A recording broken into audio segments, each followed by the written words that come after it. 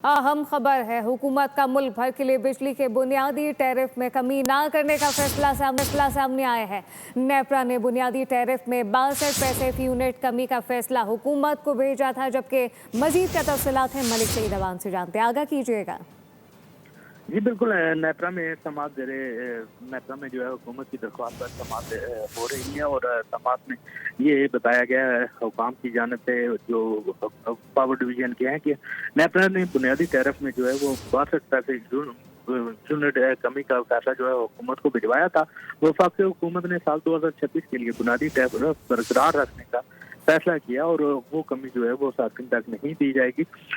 जो हेयरिंग के दौरान हुकाम का ये बताना था कि जो बिजली की कीमतें हैं उसके हवाले से इस्तेकाम रहेगा, क्योंकि हुकूमत बिजली की कीमत पर सब्सिडी दे रही है। बिजली टैरिफ में तब्दीली नहीं की जाएगी। नेशनल ग्रिड में बिजली की इंस्टॉल्ड कैपेसिटी जो है 36,397 मेगावाट है।